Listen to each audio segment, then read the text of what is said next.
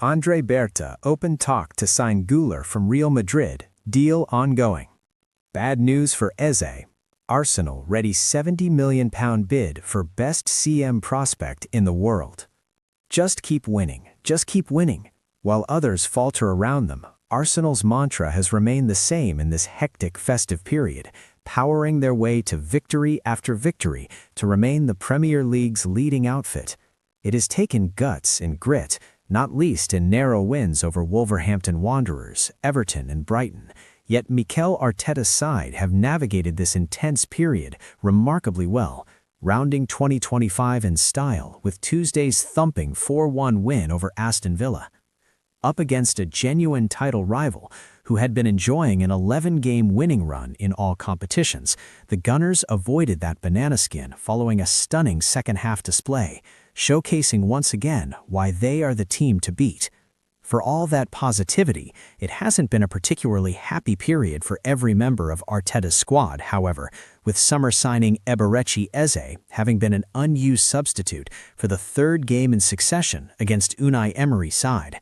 The £67.5 million man has slipped behind resurgent skipper Martin Odegaard in the midfield pecking order, with his hopes of securing a regular role perhaps set to be hampered even further if recent reports are to be believed. Arsenal readying formal bid for Eze replacement. The January window has already begun at pace for the Gunners' Premier League rivals, with Manchester City closing in on the capture of Antoine Semenyo, while Tottenham Hotspur have agreed a £35 million deal to sell Brennan Johnson to Crystal Palace. Whether Berta leads the North Londoners into the market remains to be seen, not least with the league leaders having already enjoyed sizable investment in the summer.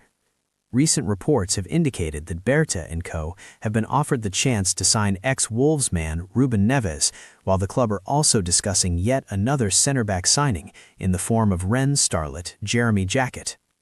Elsewhere, meanwhile, reports in Spain have suggested that the Emirates side are even readying a formal offer for Real Madrid starlet Arda Guler. As per the report, the Gunners believe a loan with an obligation to buy could be enough to tempt the La Liga outfit into a sale, with the total figure believed to be around €80 million, £70 million. The belief is that Madrid are in no hurry to sell a player whose current deal expires in 2029, although they haven't totally ruled out a departure. Why Guler's signing could be bad news for Eze. It might be too soon to suggest that such a signing would prove the beginning of the end for Eze at Arsenal, although it's fair to say that the Englishman's arrival hasn't gone as expected to date. Plucked from the grasp of Spurs, the 27-year-old's best performance to date ironically came with his hat-trick display against Thomas Frank's side, while his only other league goal came against former club Crystal Palace back in October. Having lost his place to Odegaard as Arteta's leading playmaker, Eze has also failed to convince off the left flank, notably being hooked at the break in the prior defeat to Villa last month. Already somewhat on the periphery, the midfielder could be overshadowed even further by Guler's arrival, with the 20-year-old arguably the best CM/AM prospect in world football right now, according to writer Neil Gardner. The former Fenerbahce man is already shining at the Bernabeu despite his relative youth, racking up 10 goals and assists in all competitions this season, ahead of Eze's return of 9. That has come with Guler operating in something of a deeper role under new boss Xabi Alonso in 2025-26, leading the way as the creative spark for the Los Blancos thus far. Indeed, as per SofaScore, the Turkish genius has already created 8 big chances, an average 2.2 key passes per game, with his total tally of 40 key passes, only bettered by 2 players in the entirety of La Liga this season. For comparison, Eze has created just 3 big chances and averaged just 0.5 key passes per game, having yet to replicate the talismanic form that he showcased during his time at Selhurst Park. Patience will be afforded the ex-Palace hero, but at 27, this was the type of signing that Arteta needed to work almost immediately, rather than proving someone for the long term. In the shape of Guler, Arsenal could well be getting the best of both worlds, a player who has already proven himself at the elite level for a mammoth of a club, albeit while being young enough to have room to grow and progress even further in the years to come. Whether Madrid and Alonso would sanction a sale of such a talent remains to be seen, but at a time when the Gunners are already on the charge, the 20-year-old could be another hugely exciting weapon to add to Arteta's arsenal. By a bit more George Graham, being hard to beat, getting 1-0 up. Like the song like 1-0 to the Arsenal came from. Yeah, of course. Score a goal, we know how to defend it. Yeah. And at the moment, that's what we're doing, and we're scoring a lot from set pieces. That's what we used to do. Yeah. Well, I mean, now Arsenal have a plethora of attacking options. They finally got back Gabriel Jesus, scoring again his first goal in almost a year. Kai Havertz returning from injury. He was back on the bench against Aston Villa. And Victor Gyökeres. How much of a dilemma do you think that is for Mikel right now? And I guess, who's your starting centre forward for Bournemouth? Well, for me, it's a good thing. It's a good sign that they're all back. And then you look at Jesus. He's finished it against Villa was just fantastic. He's got that composure right in that most vital time. Yeah. He can cut it back or chop it back when people think he's going to shoot, or he's got that one-touch finish. So it's going to be good competition. Because obviously there's a lot of noise around Gyökeres, with his form. That's for me is a confidence thing. He's got to try and somehow get his confidence back. Because he's a proven goal scorer. It's just that he's finding it really hard in this division. Yeah, what would you say, Sis, as well on Gyökeres? I mean, there's games that I've watched and he's making really good runs and he's getting in good positions, and it's just that confidence, or that where he's trying too hard, and then there's other games where he's making a run where you're like, why are you doing that? But is that because you're trying to do things out of the ordinary that hasn't got you to your heights that you've been so successful before? I think it's a really good thing. I think it's a real positive that now there's a bit of fire in the belly as well with these strikers looking at each other going, because when things are going well in any team, and you've been in dressing rooms where you're at the top of the league and everyone wants to play. If you get dropped or rested or wherever it is now, or what are their classes now? The ones finishers, that's it, finishers. Yeah, finishers, yeah. Everyone wants to play. Whether they get 20 minutes, if they get half an hour, everyone wants to get in there to make an impact, to get in that starting lineup for the next game. So with that culture, that environment that Arteta's built there is superb. Going to train every day. Training must be bouncing. Everyone's enjoying themselves.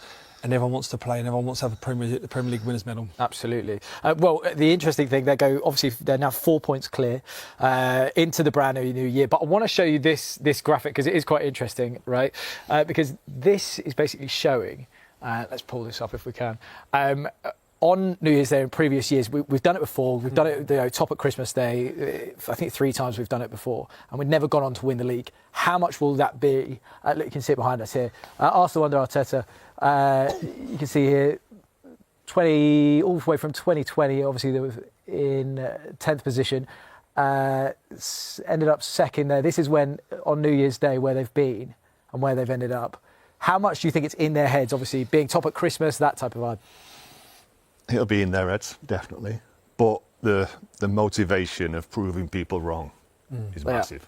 I had that all through my career, more or less, when I got released at 19. And that motivation to prove people wrong and shut people up, honestly, it can be a big driving force. Yeah. Really do you think there'll be certain players in that dressing room that are like, this isn't happening again? I wouldn't. I think that happens when in certain scenarios. So, in a few weeks, if they drop points, which I think they're going to drop points this season for the remainder of the season, that's a given. And then Man City, because you don't want the one team you don't want chasing you is going to be Manchester City. And they're going to be there or thereabouts, of course. And I think it's going to go right to the wire. But there's going to be moments where they're also going to go and build on the experiences from previous seasons where they've just come so close, and they'll draw on them experiences. They'll have players that have seen that dressing room, someone like Declan Rice, the 2 centre-halves, for instance, the goalkeeper, good, vocal voices that will sometimes just go, listen, calm. We've been here before. It's not a problem. Let's just worry about ourselves, worry about what we do on the pitch. Just keep doing what we've done all season and it will come. It's like when they played Sunderland. When they played Sunderland and went 1 down, that in the past would have turned into a defeat. Yeah, that's interesting. Yeah, I mean, they seemingly have that resilience to almost get over the mark. But look, we have a very simple poll for you tonight. Usually we try and push the boat out, but this one Let's just welcome to Premier League Friday some of the best saves of 2025 there, which brings us nicely to your specialist subject, David Singh, goalkeeper. So honestly, you were like a kid of Christmas Day watching that clip there. Enjoyed that. That was so good. Unbelievable. It's like goalies making saves, like proper saves as well. Yeah, really, really fantastic. I mean, let's start with your old side, obviously Arsenal. We're talking about David Raya. Yeah. I mean, he's been at the club for a while now, and he's just really seemingly coming in clutch for them in big moments. Mm-hmm. How good is he in your eyes? He's getting better, and I must admit, I didn't think he would get better from when he first joined. I knew he'd find it a little bit difficult, obviously coming from Brentford, the jump to the pressures of Arsenal, but he also had Aaron Ramsdale to deal with, and that pressure, because Aaron was such a fan's favourite. Yeah. For David to come in after about 5-6 games, after Aaron had been voted the Premier League's goalkeeper of the season, the previous season, by the players, was massive pressure on him.